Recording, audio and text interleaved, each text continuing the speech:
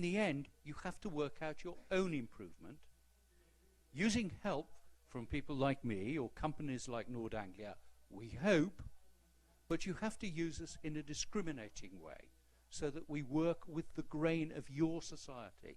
It is your society, your education system, your schools, not ours, and it is you who are responsible for the improvement of it. Another English academic has set out these as universal principles of education. A country's education provision is best regulated nationally but provided locally. Education is most successful when parents, teachers, and local and national government work together. Teachers need freedom to teach. Children must attain functional levels of literacy and numeracy close to the expectations of their age group. Personal and social education is important. There should be coherence and continuity between the different stages of a child's education. All of these are obvious, aren't they? If over the course of the years we haven't got beyond that, we haven't moved very far, it seems to me. What is meant by teachers need freedom to teach? Does it mean that they should decide how to teach? In which case, many of us would have sympathy with that. Does it mean they need the freedom to decide what to teach? But in that case, every teacher, in principle, determines the curriculum, and you have chaos. There needs to be some thinking about the content of these generalizations, and to repeat, that thinking must be done here in Saudi Arabia by you and your colleagues in the system here. It's worth reminding ourselves too that education leading to economic reform and drawing upon international expertise is difficult and has costs. Let me use this quotation in illustration of the costs. This is actually from the World Bank and their survey of the effects of educational reform in this region, in the Middle East and North Africa. So far, we have argued that the impact on development of the considerable education progress recorded in the region, note that, considerable education progress recorded in the region, has been less than expected in terms of economic growth, the promotion of equality and the reduction of poverty.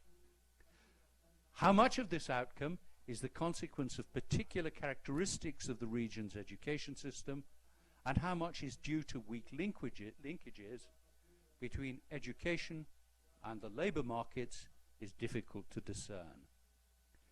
That takes me back to the point I made at the beginning of this, that if you just improve education and expect other kinds of improvement to follow naturally, they won't. You have to work at it a bit harder than that.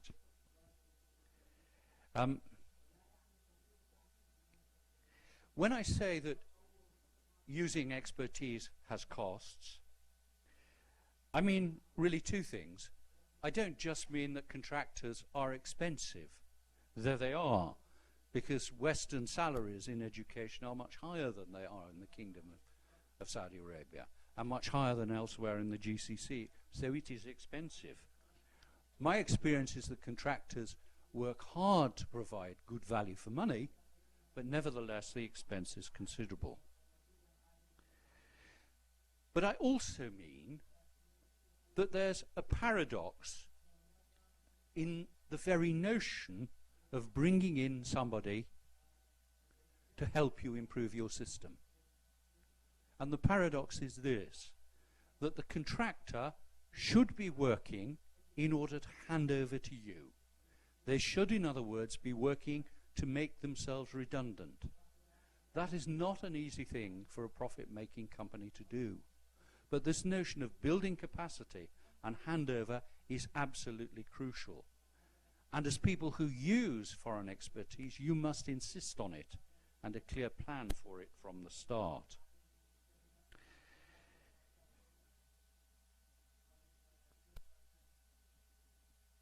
In the second the second of my costs, I want to dwell for a few minutes on what may be the cultural implications of bringing in foreigners, foreign expertise, to help you do your improvement work. And a number of academic studies have commented on this in the region, sometimes quite adversely. This is typical.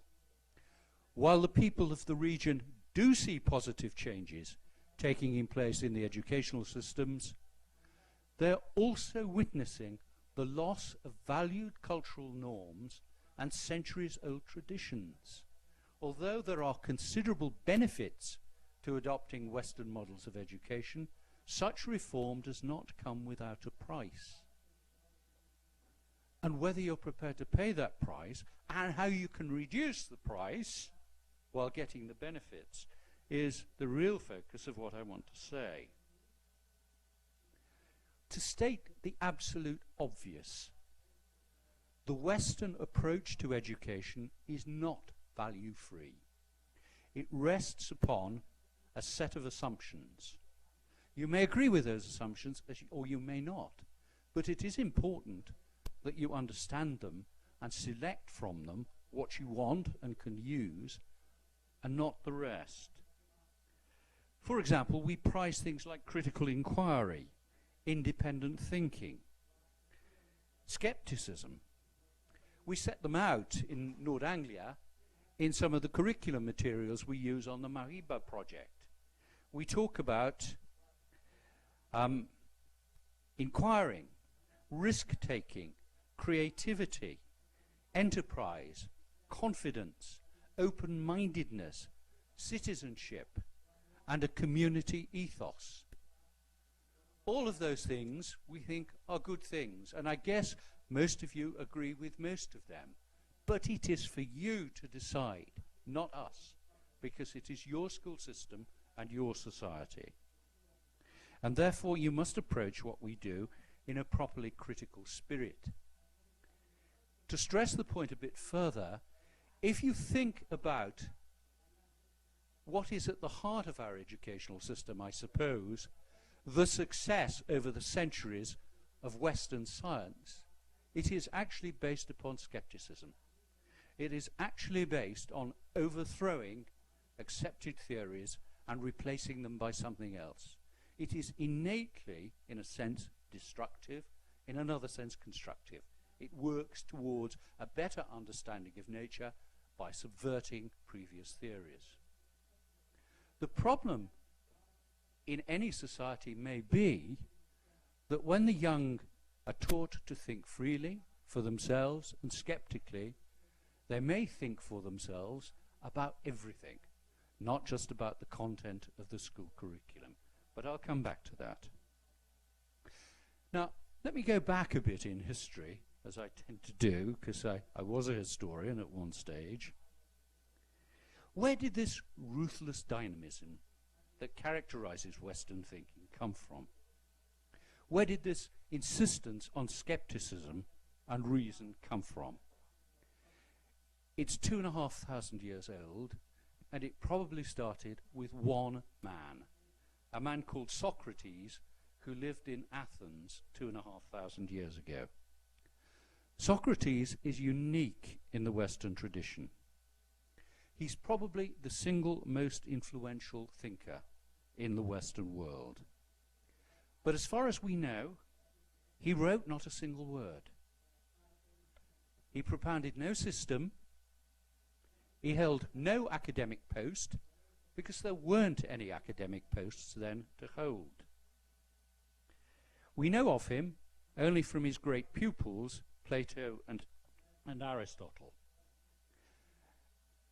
But we certainly know that Socrates was the first great educator in the Western world. He was principally interested in the question, what is the good life? And ultimately he found no answer to that question. But he invented a very influential method for asking the question, which he called in Greek elenchos, cross-examination. This meant essentially cross-questioning people as to their basic assumptions and what followed from them, pointing out logical contradiction or what appeared to be assertions of fact but were actually merely prejudices. Socrates appears to have gone round Athens cross-questioning people in this way, eventually arriving rather reluctantly at the conclusion that he was the wisest of human beings, because although he knew nothing, at least he knew that he knew nothing, whereas everybody else thought they were terribly wise. Now, it's easy for me as a Westerner to think of this as wholly good and liberating. You know, we, as educators, believe that people should be challenged to think. At worst, Socrates' behavior seems that of a harmless innocent. But actually, you know, think about your own experience as educators. Most people don't really want to think, do they? They find it sometimes acutely painful and difficult. And worse still, Socrates' method was adopted by a number of rich and clever young men in order to embarrass their elders and betters. At a time when Athens was engaged in a long war for survival, the loss of social solidarity seemed terribly threatening. Socrates, in the end, was accused of atheism and of corrupting the young, and he was tried and sentenced to death. And in the end, he was put to death by drinking hemlock. Everybody assumed he would run away to exile, but he didn't. Now, the question is, were the Athenians wrong to condemn and execute Socrates? It's usually thought so, but I think the whole story raises, in a very pointed way, the extent to which very conservative and traditional societies can afford to indulge in too much critical introspection and put up with too much questioning. The very notion that basic assumptions can and should be questioned can be deeply troubling. Now, undoubtedly, governments in this region have been aware of this danger. Requests for proposals from firms like mine invariably, and I would say rightly, require contractors to demonstrate that they have a proper respect for local cultural values. And nobody would be so foolish as actually to set out to subvert the traditional values of a society, which is paying them to provide a service after all. But I don't think it has always been fully realized at the outset that if young people are to think for themselves, they will think for themselves about everything, not just about what is on the school curriculum. And that can lead to unanticipated tensions. And we have found from time to time that as we've got into a project, our clients have not always liked where it was going. And we could have avoided that with a more open discussion at the start, a point which I'll come back to. If educational reform is to be sustainable, there is a limit to the amount of dissatisfaction it can be allowed to engender at any given moment. If it is true that people in the Gulf are beginning to witness a loss of vital cultural traditions which they value, that should warn us all, clients and contractors, to be careful about how we proceed. Or the benefits of educational reform may be wasted. 5 years ago, it was certainly the case that people in the Arab world came to us as a company and said, create a bit of your system here in Bahrain or Abu Dhabi or wherever it was. That is impossible. Because what exists in the English system is peculiar to that alone. It cannot be transported unless it is transformed. And that is a key lesson, I think, of creating sustainable change. It occurs to me at this point to say that as contractors, we really need to be very serious about the matter of creating capacity. I had a year in Bahrain setting up a school evaluation unit, a school review unit. And people were very good to me. They were very welcoming, you know. But in the end, I'm sure they were glad to get rid of me, you know, because there comes a point where really the people who are responsible for the system need to take over the future and take ownership of the future. So, what have we learned about creating sustainable reform? The first thing, and I've mentioned it already, is the fundamental importance of openness on both sides. When we began our work in the region, I think there was not sufficient dialogue at the right level. Certainly in Bahrain and Abu Dhabi, the conversations we had as contractors was actually with other foreigners, not with the people of the region, with other consultants. So that what the actual clients were thinking was transmitted to us through other people. And that, I think, didn't really work.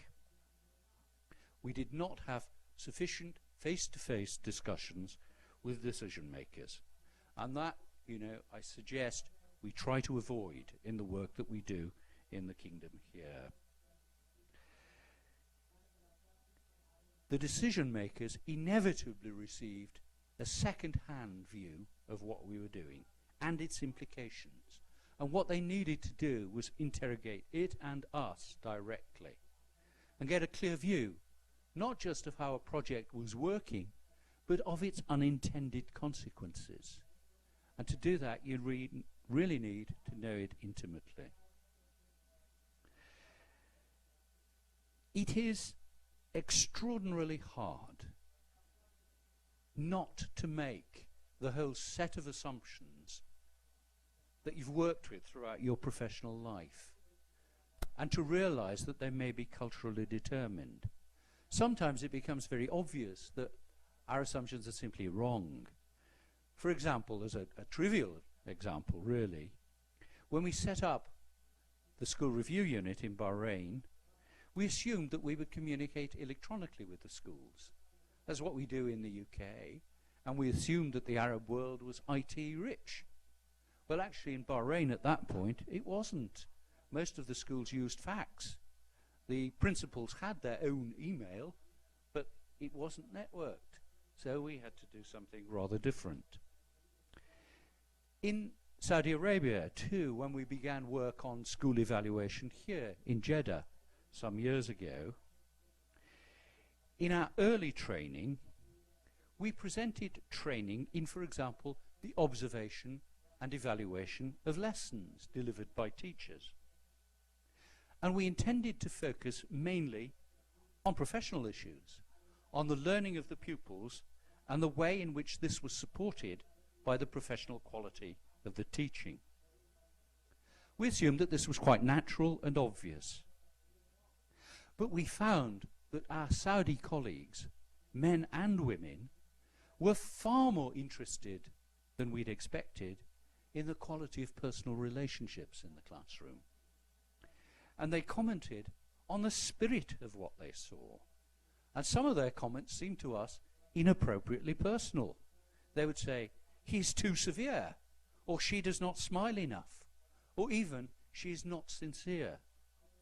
Now, and we considered that at length, and you certainly couldn't simply say that they were wrong, you know, because personal relationships are important in teaching.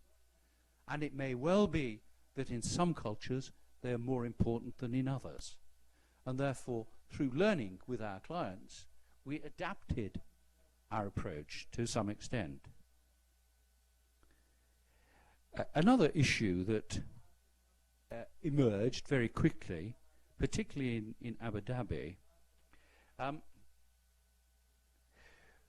was the status and nature of being a school principal. Our participation in the public-private partnership in Abu Dhabi, and I can say this with confidence because I did much of the early work there, was very new to us as a company. And we went into it with enormous enthusiasm and idealism. We were excited by the business opportunity, but we were also excited to contribute to a really important national reform. We thought a great deal about what we were doing. We didn't think nearly as much about the behaviors we could expect from our clients. And in particular, we didn't think nearly enough about the likely approach of the Abu Dhabi school principals. I think it's fair to say that we expected them to behave much like head teachers in the UK. That is, we expected them to lead change, or at least to be closely involved in its direction. The notion of head teacher, stroke principal, as lead professional, even as lead innovator, is so powerful a notion for us that I'm not sure we thought beyond it, even though we knew that some principals might not be teachers and that they were used to working in a very highly centralized system. So when we first asked them, how do you set about development planning, and some of them replied, well, we wait to be told what to do, we were incredibly surprised. And my colleagues spent, and do here, a lot of time working with principals and doing so very sensitively, partly in order to secure their support. And through that, we came to realize that our assumed model of leadership was just not right for all principals in that system and in this. Because school principals in the UAE don't have the same range of mechanisms for effecting change as head teachers in the UK. Our rather visible notion of a principal is just simply not universally acceptable. And I think particularly of some work I did in Indonesia, and I worked a bit for the government there for a while. There, the notion of highly personalized leadership is viewed with some repugnance.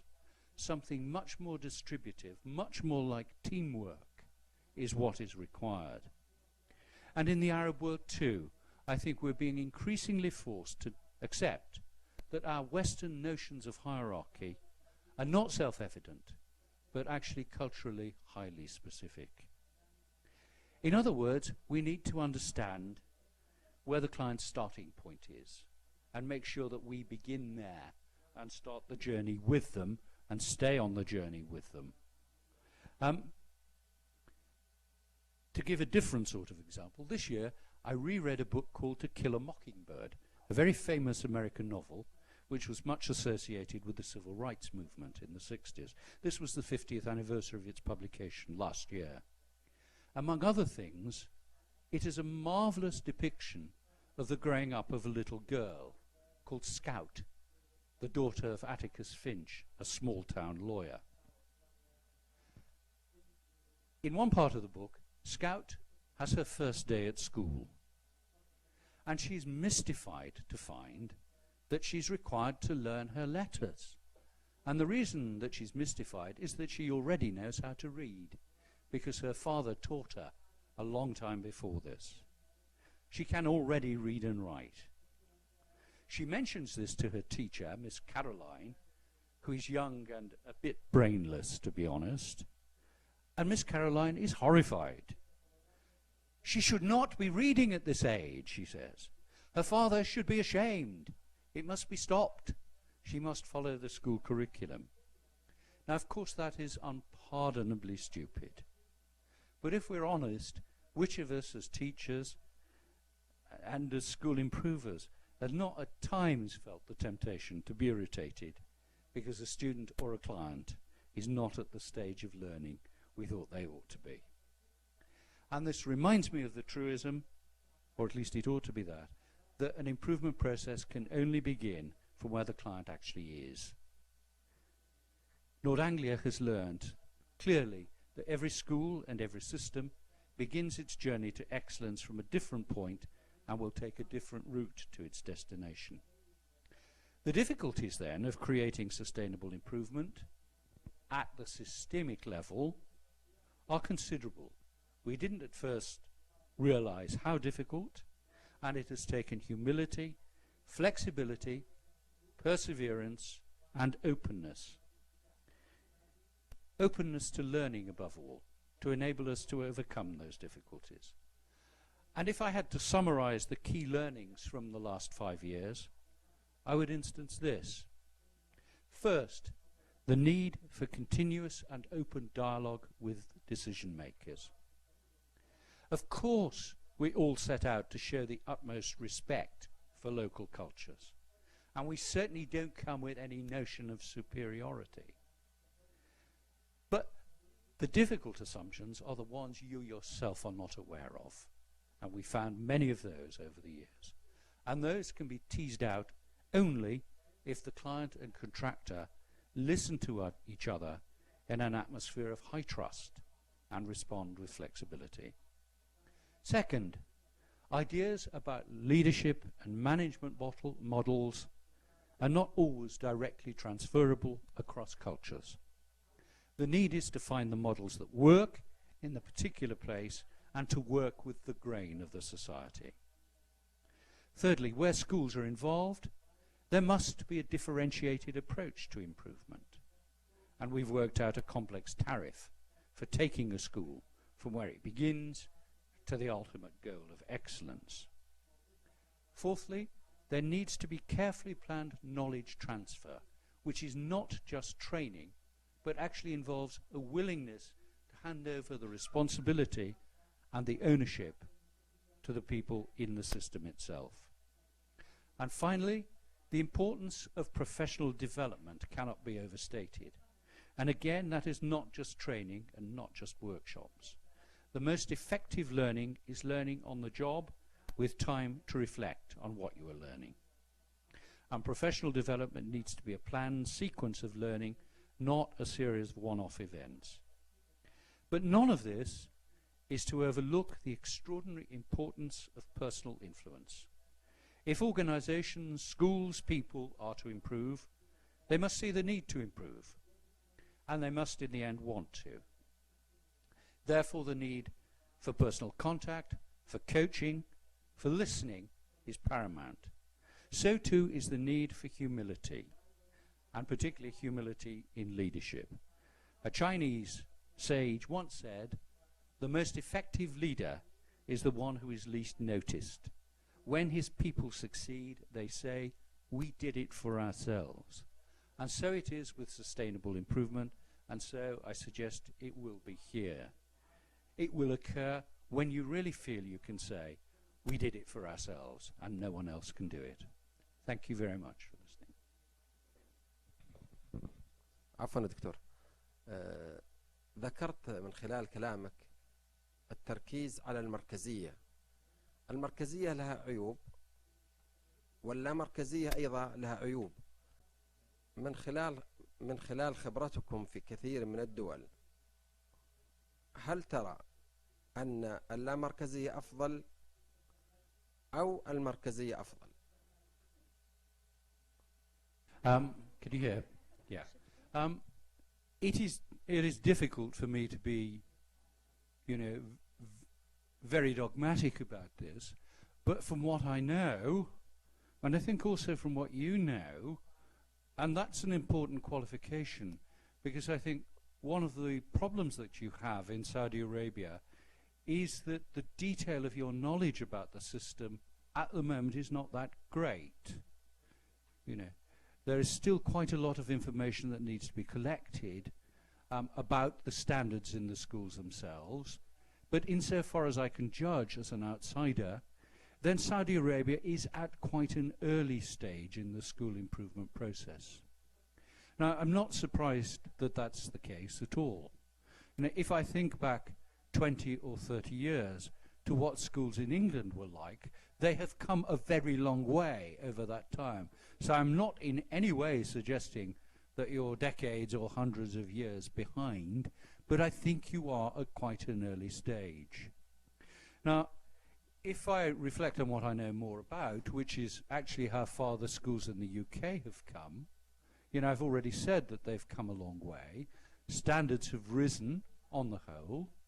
We have very effective school data. We have an extremely advanced education examination system, and so on and so forth. We have very effective teacher training. and education of principals. But there are still many areas of the UK system where much improvement is needed. It's still the case, for example, that some 7 or 8% of youngsters in the UK, in England, leave school without any qualifications. And that is despite immense effort. And I say that not to depress you, but simply to make the point, really, that working on school improvement is very difficult and will take many years. Don't think that North Anglia or I or anybody else can turn the system round in a few years. It will take longer than that, you know, but the effort is worth it. السلام عليكم. لو سمحت، أنا سؤالي عن التحول من المركزية إلى اللامركزية. هل إعداده فقط مهنيا أم يحتاج إلى إعداد مهني ونفسي؟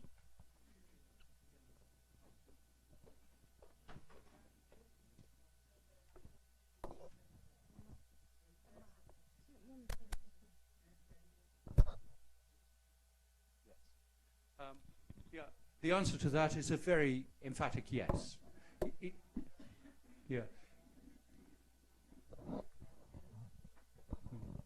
It does require extensive preparation.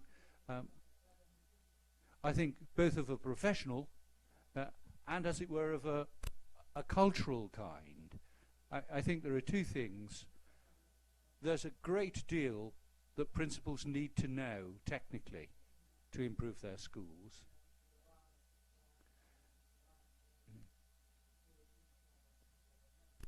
But even more fundamentally, they need to make the moral leap, as it were, to accept that the responsibility for running the schools is actually with them rather than with somebody else. So I think, yes, I agree with you entirely. There is a lot of preparation that will need to be done. And it won't be done in a year or two.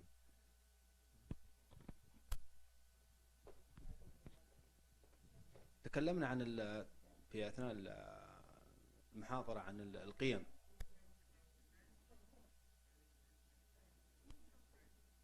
ما هي الطريقة السليمة في ظل اعتمادنا على الخبراء في هذه المرحلة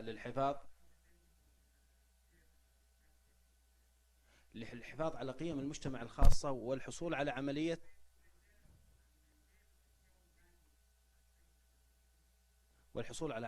تعليم أو إصلاح مستمرة ومستدامة. Hello. The question is, how can we maintain our cultural values and still have the benefits of improvement? And the answer to that is, I think, only a very general answer, and that is with vigilance. By that I mean that you need actually to be involved in discussion with people like me on a regular basis and make absolutely clear to us what it is that you want to come out of educational reform. There may be some trade-off to be made, you know, between maintaining cultural values and actually achieving the degree of improvement you want. One or the other may need at times to be sacrificed, quite honestly, but that is a decision for you to make, and you only, not for us. You know, our job is to provide the technical assistance, but of course, as your question implies, educational improvement is not just a technical matter.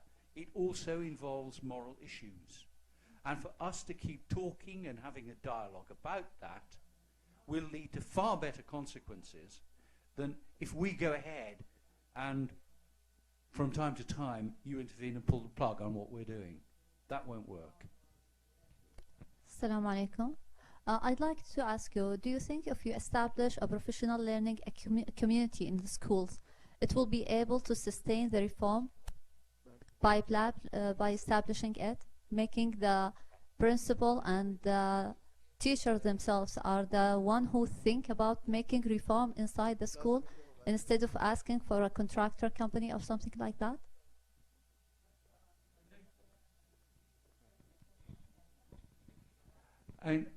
I agree very strongly with the thrust of that argument. One of the things that I'm trying to do with a couple of schools that I work with at home in the UK is the formation of teacher learning communities, so that teachers can learn from each other, solve problems by talking together, you know, and share best practice with each other. But that's not necessarily instead of looking for external help. It should be as well as, I think. And as the quality of your discussion within the school deepens, so I guarantee you will find that the need to look externally for further stimulation will become all the more apparent.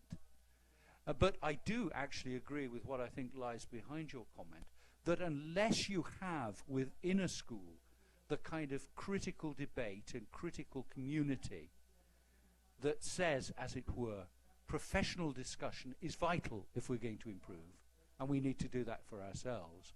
Unless you have that, then reform won't work, because that's at the essence, that's the very heart of teachers taking responsibility for improvement. It's taking responsibility for their own learning as well as the development of the school. And that must be crucial in the end to any improvement that gets beyond the very first steps. Excuse me, I have two questions. The first one, you mentioned that 400,000 teachers in the United Kingdom. How many schools over there? The second, when you compare between UK educational system and some Arab countries like Bahrain and the United Arab Emirates, may easily find a big gap between two nations. In your opinion, how can these Arab countries reach British educational system? Thank you. Give me. There are about 23,000 schools in England, which is somewhat fewer than you have in Saudi Arabia, of course. But that means because the populations are about the same, on the whole the schools are bigger in England than they are here. I think something like 25% of schools in Saudi Arabia have 90 pupils or fewer. It's very rare for a school to be that small in England. The gap between nations and how you close it, and the way in which you put it is not the way I would, I think. I wouldn't want you to look to close the gap between Saudi Arabia and the UK, you know, because I think there's still a lot about the UK which isn't all that great, quite honestly. What I'd urge you to do is close the gap between where you are now and what your aspirations are. You know, what are your ambitions as a society? What are your ambitions for your young? You know, what are your ambitions for the learning, the standards that they're going to grow to? That's the real question, not closing the gap with the UK. We still have some pretty poor schools in the UK. Let's be clear about it. But there are ways in which you can learn from us and from other foreign systems that have made a certain amount of progress in the last few years. One thing that I'm sure you need to do is to reflect back on the issue that's already been raised by questioners, on the balance between centralization and local autonomy. That you probably haven't got right at the moment. I'm not sure that we have either in the UK, but we're closer to it than you are. Improving the training of teaching is absolutely vital. The most recent evidence from academic research shows very clearly that the difference between teachers in the same school is much greater than the average difference between individual schools, much greater. So you can have kids in the same school receiving very different experiences from each other because they're in different classes with different teachers. Now, unless you can tackle the crucial issue of the quality of teachers and the quality of teaching, again, you won't get that far, because that is what's at the heart of it, really.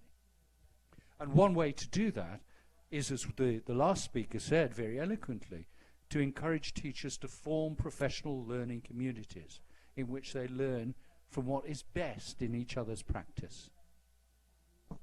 من خلال خبرتكم وتوفر نتائج عن التجارب العالمية لديكم، ما هو الأفضل للإصلاح؟ بل ما هو المدخل الأفضل للإصلاح؟ هل هو البدء بالمدرسة أم بالنظام التعليمي؟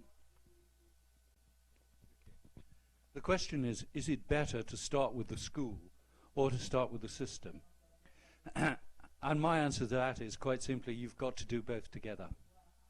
You've got to revise your notion of what a school is, and that will force you at the same time to look at the institutional framework around that. In the UAE, quite certainly the government started by improving school by school. And that phase did not last very long, because they came very quickly to realize that in order for that to work, you really needed to revise the systems around the school, you know, and ensure that schools were provided with the kind of support they needed to sustain their improvement. So my answer is that you need to think about both at the same time, both to look at your model of a school and your model of how a school is run, particularly by the principals, but also to look at the systems which should enable schools to improve.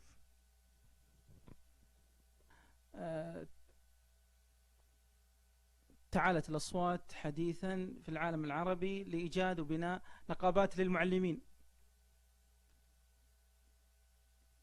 ما هو دور نقابات المعلمين في المشاركة في بناء استراتيجية إصلاح التعليم وبناء استدامة للتعليم؟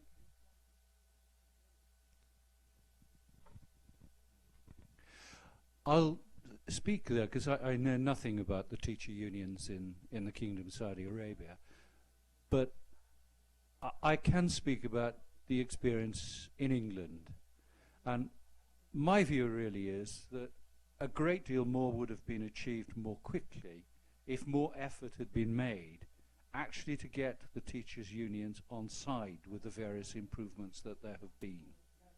You know, there has been too much rather pointless resistance. The teachers' unions in England, and I'm sure this is not unique to England, are very conservative indeed. You know, have resisted most change. And sometimes that is because the government has not actually handled change very well. Often there has been insufficient discussion of proposed changes with teachers, you know, and I would hope fervently that you can avoid that mistake in the Kingdom of Saudi Arabia. You know, teachers' unions, when they are actually on board with a reform, when they actually agree with a reform, are a tremendously positive force. I remember this from my own experience, actually. I led a large project which involved inspecting, reviewing, and improving all the local education authorities in England. Now, the teacher unions were very much in favour of that, because they felt, as government did, that local education authorities were not doing a great job.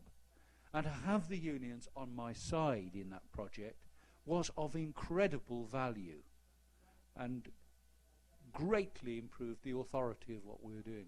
If you can achieve that, you know, I think it will be immensely helpful. هل نحتاج لإصلاح التعليم إلى نظام تحفيز ومحاسبة؟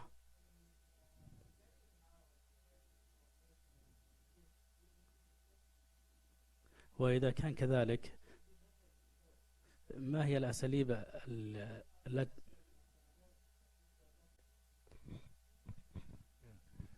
I would say the answer to that is broadly yes. There do need to be some incentives. But you need to think very carefully about what they are. In England, for example, we introduced a kind of efficiency bar for teachers. In other words, they got extra payment for being good teachers.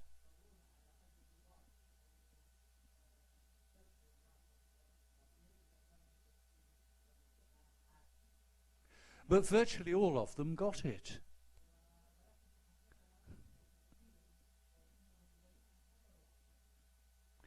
So, to my mind, it hasn't had very much effect. And and the ways to enthuse and motivate teachers, I think, are many, and money isn't the most important of them. You know, most teachers in the UK, and I'm sure here as well, are not teachers mainly to earn a very great deal of money. Often, people's motivation is to do the job as well as they can. And what has often proved to motivate teachers in the UK best has actually been to give them really substantial opportunities for really good professional development.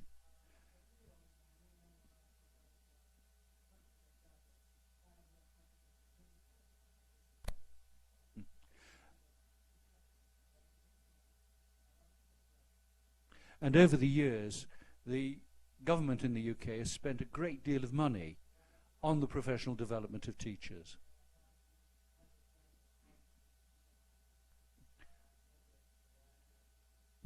And my view is that none of the improvement that has occurred would have happened without that.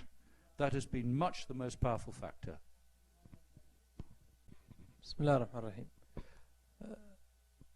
سؤالي، هل يجب أن يعني يعطي المعلم أكثر طاقته حتى يبدع، أو ممكن أن نعمل على تحفيز المعلم بإعطاء مجال أوسع في داخل البيئة المدرسية أنه يبدع يعني خارج الحصص؟ لأنه نظامنا أنه اليوم الدراسي كامل للمعلم يجب أن يكون مليء بالحصص الدراسية إلا القليل يعني.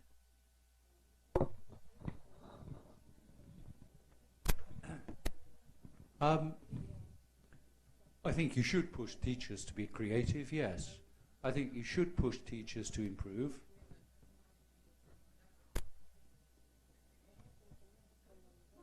I did actually, in Bahrain, meet the objection that teachers were too busy, for example, to do basic things like mark the children's books and so on. But actually, in Bahrain, I don't know what the situation is here, but a teacher teaches on average 2.1 hours a day.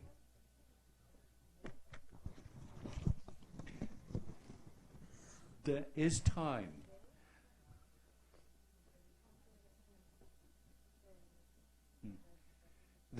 And my wife is the principal of a secondary school in England. Her teachers teach 21 hours out of 25 in the week.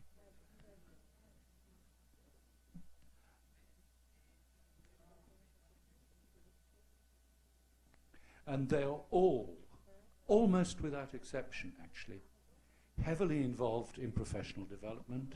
They all undertake improvement work.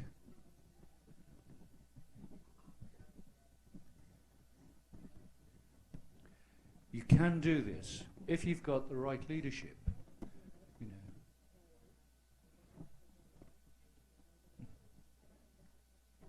It's all a matter, well, it's not all a matter, but it starts with creating a vision of improvement.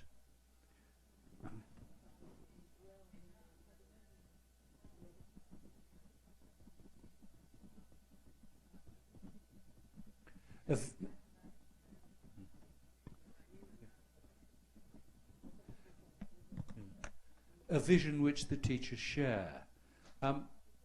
Believe you me, I've been in hundreds of schools, both here and in the UK, and there are few things worse than being a teacher in a bad school.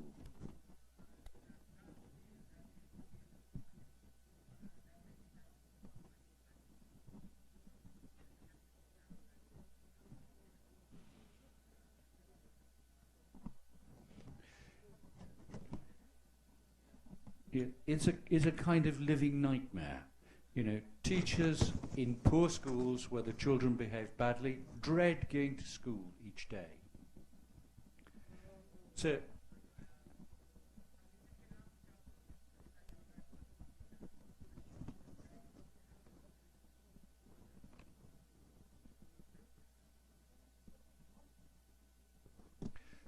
when we ask who improvement is for, Of course it's for the children and parents, but it is for the teachers themselves.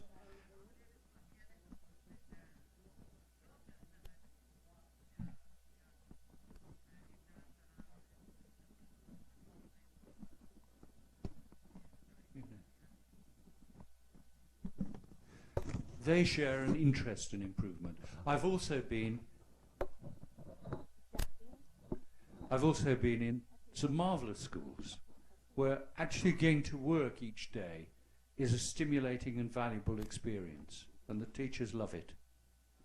وضحتم أهمية التحفيز في عملية الإصلاح.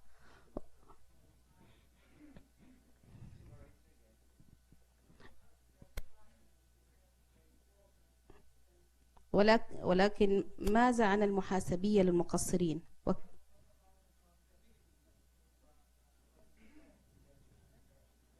وكيف تتم؟ هل عن طريق تقويم داخلي في المدرسة أم خارجي؟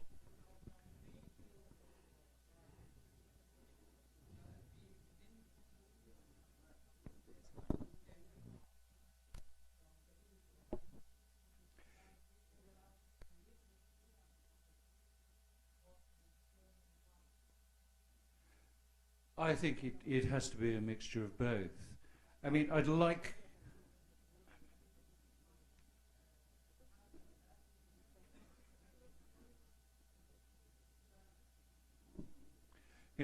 like to believe that it's possible to be such an inspiring leader that you can carry the teachers along with you.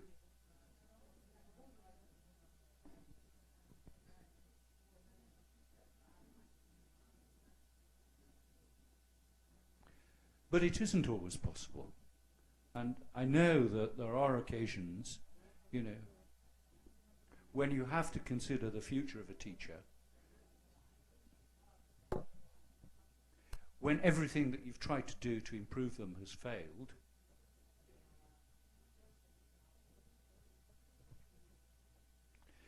and then you just have to face the fact that from the child's point of view, that teacher can be their experience of that school.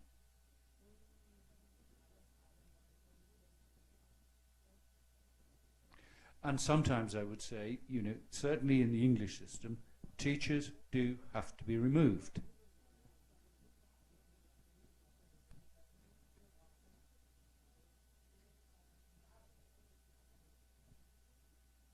And for that, to come to the point of your question, I think external support is always needed.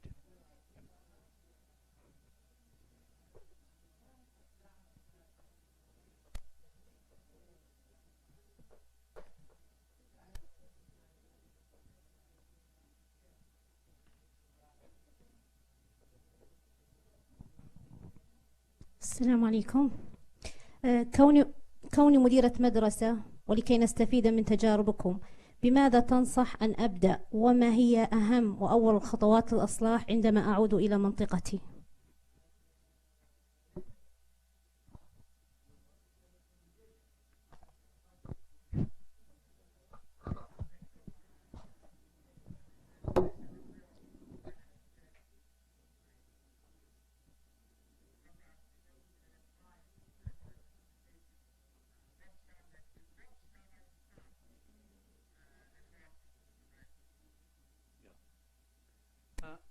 I think the way to start is actually by getting together as a staff and discussing what, in your view, the strengths and weaknesses of the school are.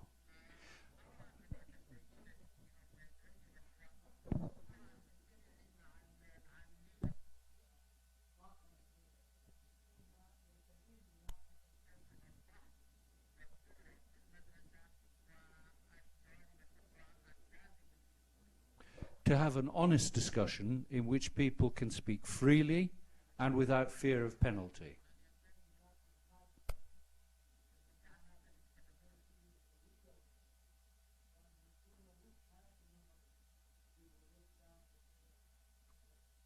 And here I'm basically talking about something that was spoken about this morning, which is self-evaluation.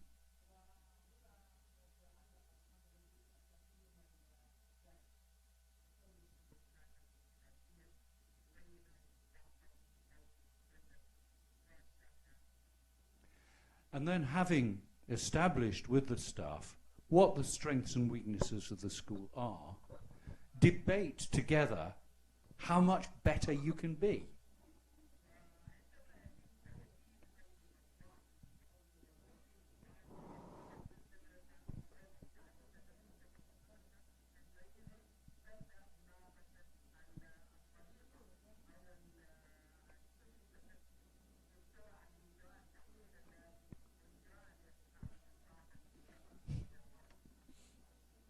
And out of that, establish a vision for the school and its improvement.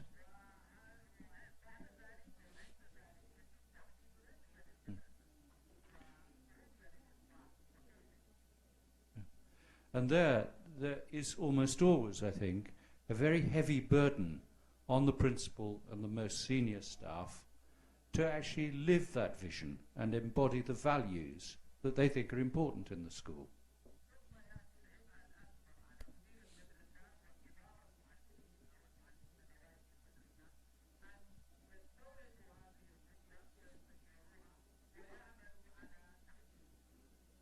And to decide in a realistic way what you can do for yourselves and where you need external support, and to be really good at getting external support.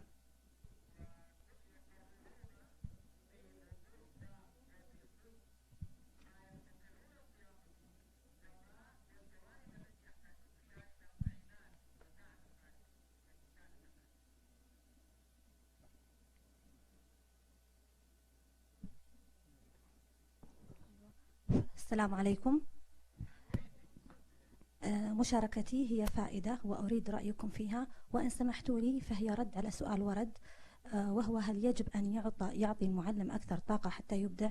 فأنا أرى أن المعلم ما هو إلا ملك، والفصل والتلاميذ مملكته، وإني أرى أن لا يتدخل أحد في طريقة عطائه إذا كانت تواكب الركب الحضاري في التعليم، فالمنهج هو المنهج، وإنما عليه البحث بطريقة مسلية وممتعة ومبسطة لتوصيل المعلومة لتلاميذه، وأن تكون المشاركة منصبة على التلاميذ، والقاعدة الأساسية شاركني فسوف أتعلم أكثر. فما رأيكم؟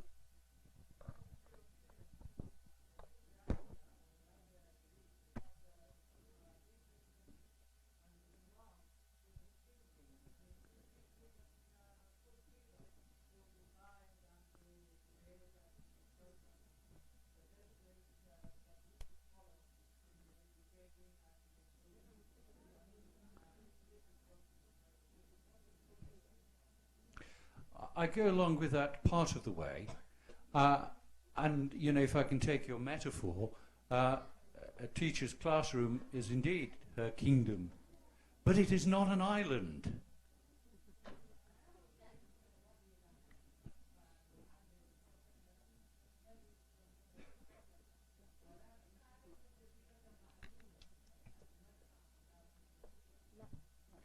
You know, it does not have to work in isolation. Teachers can, should, and I would say must discuss with each other. And it is hugely healthy in a school if teachers are used to and don't find it frightening to have other people working with them in the classroom. Excuse me? Excuse me? Yes, okay. أنا لا أقصد أن المدرسة مملكته، أنا أقصد هو ملك داخل فصله، والطلاب التلاميذ، والفصل هي مملكته.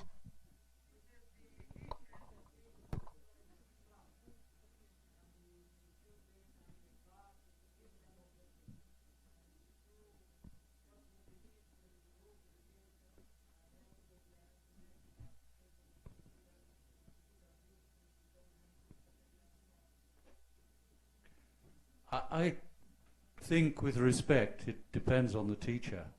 You know, there are...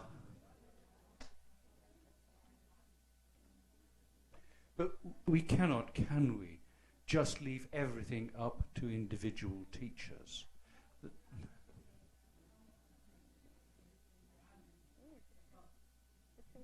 There are some who would no doubt perform marvellously in their situations, but there are many others who wouldn't.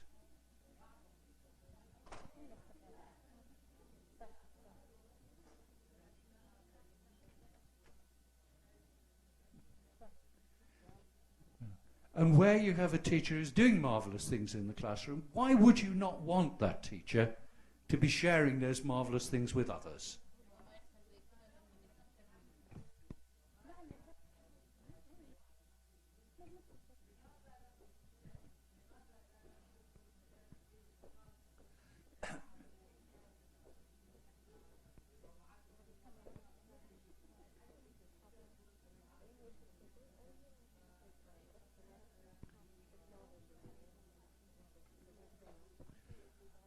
One more question from a gentleman and one more from a lady. Yeah.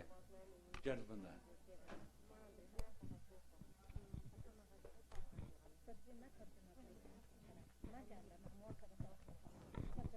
السلام عليكم ورحمة الله وبركاته.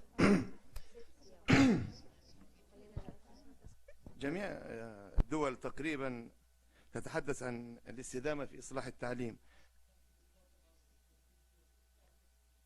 لكن هل هناك من مؤشرات تبين لنا أن هناك فعلا استدامة في إصلاح التعليم في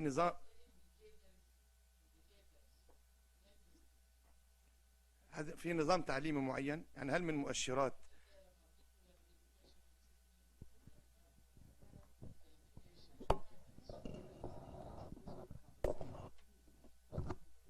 يعني احنا نسأل هل من مؤشرات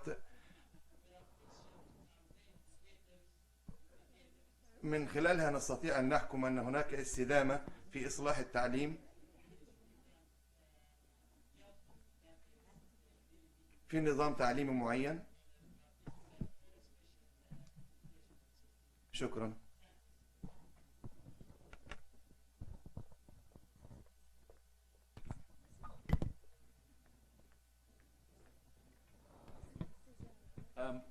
I'll answer that quite briefly, because here I think I can say that the UK and England in particular is a leader in the field of educational indicators.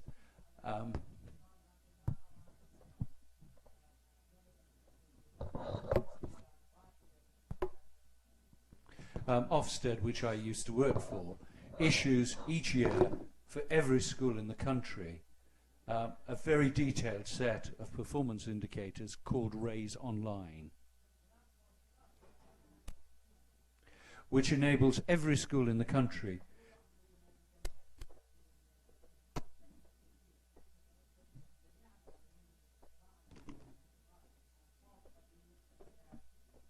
to compare its performance both with its previous performance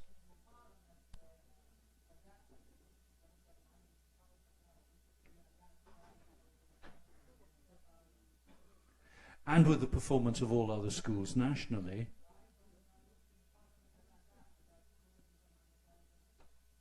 and with the performance of other schools which are similar.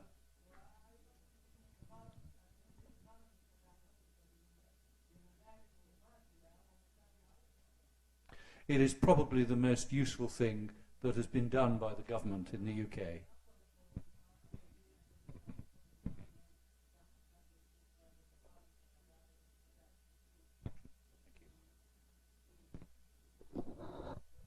Dr. David?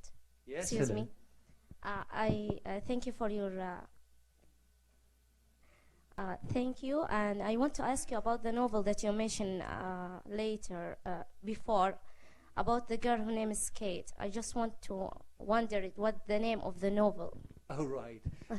The name was Scout, actually. S-C-O-U-T, Scout.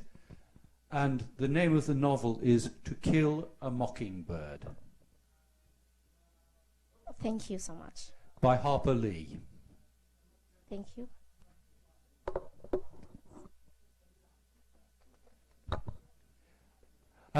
We'll stop the formal questioning now, but I'll stay for a few minutes to answer questions privately if people want to.